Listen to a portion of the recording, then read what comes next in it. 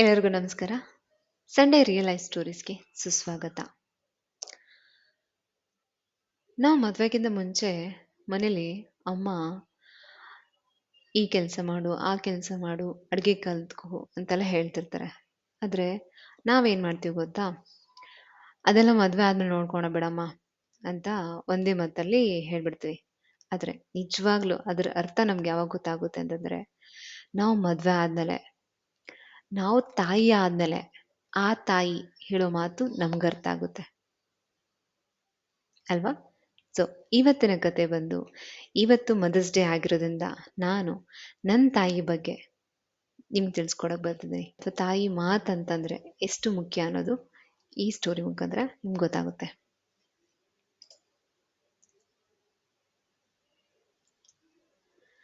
ಎಲ್ಲ ತಂದೆ ತಾಯಂದಿರು ತಮ್ಮ ಮಕ್ಳು ಚೆನ್ನಾಗಿರ್ಬೇಕು ಅಂತ ಬಯಸ್ತಾರೆ.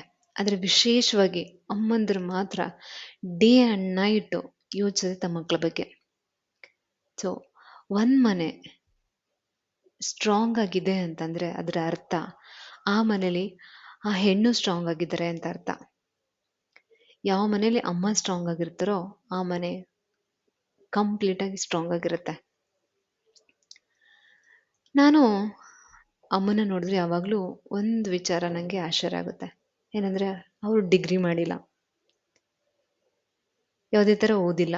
ಆದರೆ ನಾನು ಅವರಲ್ಲಿ ಏನು ಅಬ್ಸರ್ವ್ ಮಾಡಿದ್ದೀನಿ ಅಂತಂದರೆ, ಅವರಲ್ಲಿರೋ ಕಾನ್ಫಿಡೆನ್ಸು, ಅವರಲ್ಲಿ ಎಷ್ಟು ಕಾನ್ಫಿಡೆನ್ಸ್ ಇದೆ ಅಂತಂದರೆ ಅವ್ರನ್ನ ಅವ್ರು ಚೆನ್ನಾಗಿ ನಂಬ್ತಾರೆ. ಅವ್ರ ಮೇಲೆ ಅವ್ರಿಗೆ ಎಷ್ಟು ನಂಬಿಕೆ ಇದೆ ಅಂತಂದರೆ, ಬೇರೆಯವ್ರು ಯಾರಾದ್ರೂ ಬಂದು ಈ ಕೆಲಸ ಆಗಲ್ಲ ಅಂತಂದರೆ ಆಗುತ್ತೆ ಅಂತ ಮಾಡಿ ತೋರಿಸ್ತಾರೆ. ಅಷ್ಟು ಸ್ಟ್ರಾಂಗು. ಯಾವುದೇ ಕಷ್ಟ ಬಂದರೂ ಅವ್ರು ಹೆದರ್ಕೊಳ್ಳೋದಿಲ್ಲ. ನಮ್ಮ ಕೈಯಲ್ಲಿ ಆಗುತ್ತೆ ಅಂತ ಮುಂದೆ ಹೋಗ್ತಾರೆ ಹೊರತು ಯಾವುದೇ ಕಾರಣಕ್ಕೂ ಕಷ್ಟ ಬಂತಲ್ಲ ಅಂತ ಅಲ್ಲೇ ಕೂತ್ಕೊಂಡು ಕೊರಗೋದಿಲ್ಲ. ಹಾಗೆ ಇವ್ರದ್ದು ಮೇನ್ ಸ್ಟ್ರೆಂತ್ ಏನು ಗೊತ್ತಾ? ಯಾವುದೇ ಕೆಲಸ ಆಗಲ್ಲ ಅನ್ನೋದನ್ನ ಮಾಡಿ ತೋರಿಸ್ತಾರೆ. ನಾನು ಇವರಿಂದ ಇದನ್ನೇ ಚೆನ್ನಾಗಿ ಕಲ್ತಿರೋದು. ಸಪೋಸ್ ಮನೇಲಿ ಯಾರಾದರೂ ಈ ಕೆಲಸ ಆಗಲ್ಲ, ತುಂಬ ಕಷ್ಟ ಆಗುತ್ತೆ ಅಂತಂದರೆ ಇವ್ರು ಏನು ಹೇಳ್ತಾರೆ ಗೊತ್ತಾ? ಆಗುತ್ತೆ.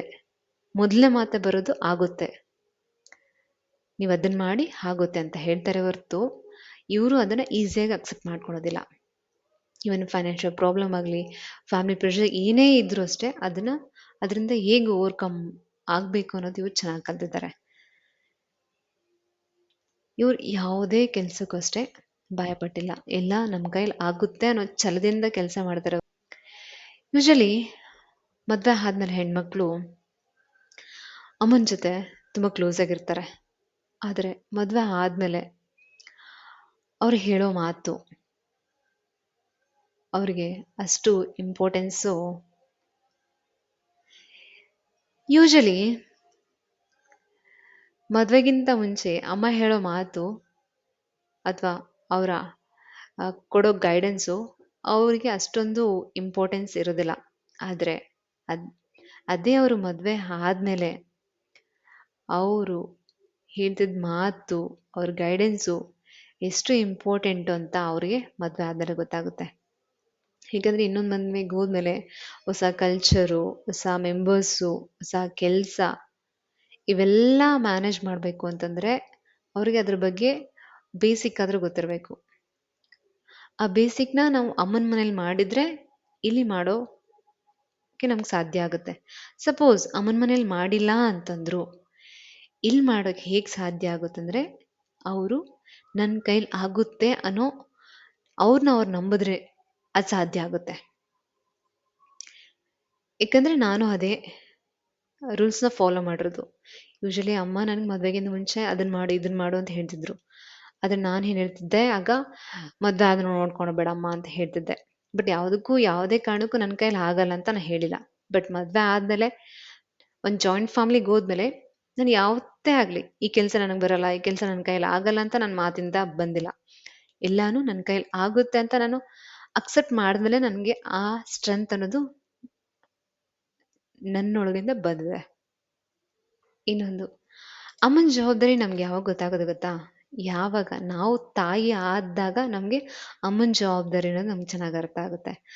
ಯಾವಾಗ ಆ ಮಗು ಹೊರಡೆ ಬರುತ್ತೋ ಆ ಮಗುನ ಮುದ್ದಾಡೋದು, ಆ ಮಗುನ ಲಾಲನೆ ಪಾಲನೆ ಮಾಡೋದು, ಬೆಳೆಸೋದು, ಅದ್ರ ಹೆಲ್ತ್ ಬಗ್ಗೆ, ಫುಡ್ ಬಗ್ಗೆ, ಅದ್ರ ಫ್ಯೂಚರ್ಸ್ ಬಗ್ಗೆ ನಾವು ಯೋಚನೆ ಮಾಡಿದಾಗ ಆಗ ನಮಗೆ ನಮ್ಮ ತಾಯಿ ಬಗ್ಗೆ ಅವ್ರ ಜವಾಬ್ದಾರಿ ಏನಿತ್ತು, ಹೇಗೆ ಮ್ಯಾನೇಜ್ ಮಾಡ್ಕೊಂಡು ಬಂದ್ರು, ಎಷ್ಟು ಸ್ಟ್ರಗಲ್ಸ್ನ ಅವರು ಮ್ಯಾನೇಜ್ ಮಾಡ್ಕೊಂಡು ಬಂದ್ರು, ಅಷ್ಟೆಲ್ಲ ಮಾಡ್ಕೊಂಬಂದು ಹೆಂಗ್ ಸ್ಟ್ರಾಂಗ್ ಆಗಿ ನಿಂತಿದ್ದಾರೆ ಅಂತ ನಮ್ಗೆ ಗೊತ್ತಾಗೋದು ನಾವ ಆ ತಾಯಿ ಸ್ಥಾನನ ನಾವು ಪಡೆದಾಗ ಮಾತ್ರ. ಈಗ ನೋಡಿ, ಹಿಂದಿನ ಜನ್ರೇಷನ್ ಹೇಗಿತ್ತು ಅಂತಂದ್ರೆ ಅಮ್ಮಂದಿರೆಲ್ಲ ಏನಪ್ಪ ಅವ್ರಿಗೆಲ್ಲ 5 ಜನ 8 ಜನ ಮಕ್ಳಿದ್ರು. ಆಗ ಅವರು ಎಷ್ಟು ಚೆನ್ನಾಗಿ ನೀಟಾಗಿ ನಿಭಾಯಿಸ್ಕೊಂಡು ಹೋಗ್ತಿದ್ರು ಅಂತಂದ್ರೆ ಯಾವುದೇ ಕಾರಣಕ್ಕೂ ಅವರು ನನ್ನ ಕೈಲಿ ಆಗಲ್ಲ ಅಂತ ಹೇಳಿಲ್ಲ. ಅಷ್ಟು ಜನ ಮಕ್ಕಳನ್ನ ಚೆನ್ನಾಗಿ ಬೆಳೆಸ್ಕೊಂಡು ಒಳ್ಳೆ ಆರೋಗ್ಯ ಕೊಟ್ಟು ಒಳ್ಳೆ ಫ್ಯಾಮಿಲಿ ಎನ್ವಿರಾನ್ಮೆಂಟ್ ಕೊಟ್ಟು ಚೆನ್ನಾಗಿ ಬೆಳೆಸಿದ್ದಾರೆ. ಹಾಗೆ ಈಗಿನ ಜನ್ರೇಷನ್ ಒಂದ್ ಮಗು ಅಥವಾ 2 ಮಗುಗೆ ಸ್ಟಾಪ್ ಮಾಡ್ಬಿಡ್ತಾರೆ. ಸೊ ಈ ಸ್ಟ್ರೆಸ್ ಯಾಕೆ ಬರ್ತಿದೆ ಅಂತಂದ್ರೆ ನಮ್ಮನ್ನ ನಾವು ನಂಬಬೇಕು. ಸೊ ನಮ್ಮ ಕೈಲಿ ಆಗುತ್ತೆ. ಸೊ ಮನೇಲಿ ಮಕ್ಳಿದ್ರೆ ದೊಡ್ಡವ್ರು ಏನ್ ಹೇಳ್ತಾರೆ ಗೊತ್ತಾ, ಮನೇಲಿ ಮಕ್ಳಿದ್ರೆ ನಮ್ಗೆ ಎಷ್ಟೇ ಕೆಲಸ ಇದ್ರು, ಎಷ್ಟೇ ಪ್ರೆಷರ್ ಇದ್ರು, ಆ ಮಗುನ್ ನೋಡ್ತಾ, ಆ ಮಗು ಆಡೋ ತುಂಟಾಟಿಕೆ ನೋಡ್ತಾ ನಾವು ಆ ಪ್ರೆಷರ್ನೆಲ್ಲ ಮರ್ತ್ ಬಿಡ್ತೀವಿ ಅಂತೆ. ಸೊ ಹಾಗೆ ಮನೇಲಿ ಮನೆ ತುಂಬಾ ಮಕ್ಳಿರ್ಬೇಕು, ಆಗ್ಲೇ ಅದೊಂದು ಹೊಸ ಪ್ರಪಂಚಕ್ಕೆ ನಮ್ಮನ್ನ ಕರ್ಕೊಂಡೋಗುತ್ತೆ. ನಾವು ಈಗ ಎಲ್ಲಾ ಅಮ್ಮಂದ್ರಿಂದ ನಾವೇನ್ ಲೆಸನ್ಸ್ನ ಕಲಿಬೋದು ಗೊತ್ತಾ? ನಾ ಅದರಲ್ಲಿ 5ನ ನಾನು ಹೇಳ್ತೀನಿ. ಮೊದಲನೇದು ಬಂದು ನಾವೆಷ್ಟು ಶಾಂತವಾಗಿರ್ತೀವೋ ನಾವು ಅಷ್ಟು ಸ್ಟ್ರಾಂಗ್ ಆಗಿರ್ತೀವಿ. ಎರಡನೇದು ಒಂದು ಮ್ಯಾರಿಡ್ ಲೈಫಲ್ಲಿ ಅಡ್ಜಸ್ಟ್ಮೆಂಟು ಬೇಕು, ಹಾಗೆ ಸೆಲ್ಫ್ ರೆಸ್ಪೆಕ್ಟ್ ಕೂಡ ಅಷ್ಟೇ ಇಂಪಾರ್ಟೆಂಟ್ ಇರುತ್ತೆ.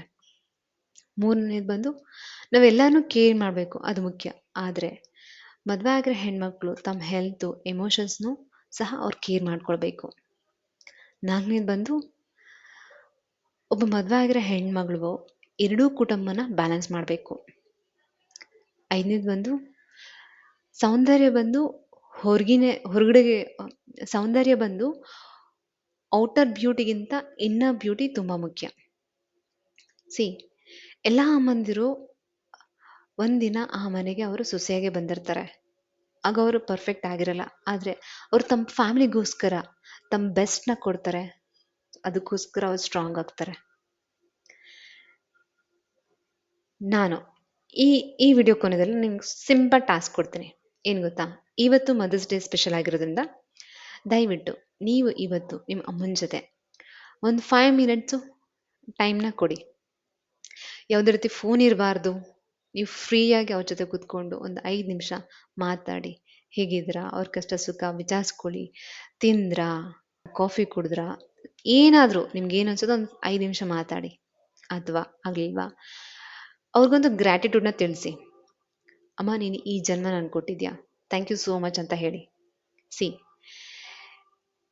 ಅಮ್ಮಂದಿರು ಅವರು ಯಾವುದೇ ರೀತಿ ಏನೂ ಎಕ್ಸ್ಪೆಕ್ಟ್ ಮಾಡಲ್ಲ ಮಕ್ಳ ಕಡೆಯಿಂದ. ಗಿಫ್ಟ್ ಆಗಲಿ ಅದ್ದೂರಿಯಾಗಿ ಮಕ್ಕಳನ್ನು ಕೊಡಬೇಕು ಅಂತ ಅವ್ರು ಏನು ಎಕ್ಸ್ಪೆಕ್ಟ್ ಮಾಡಲ್ಲ. ಅವ್ರೇನು ಎಕ್ಸ್ಪೆಕ್ಟ್ ಮಾಡ್ತಾರೆ ಗೊತ್ತಾ, ಮಕ್ಕಳು ನಮ್ಗೆ ಟೈಮ್ ಕೊಟ್ಟರೆ ಸಾಕು, ಅವ್ರು ನಮ್ಮ ಜೊತೆ ಖುಷಿಯಾಗಿ ಫ್ರೆಂಡ್ಲಿಯಾಗಿ ನಗ್ನಗ್ತಾ ಮಾತಾಡ್ಕೊಂಡ್ರೆ ಸಾಕು.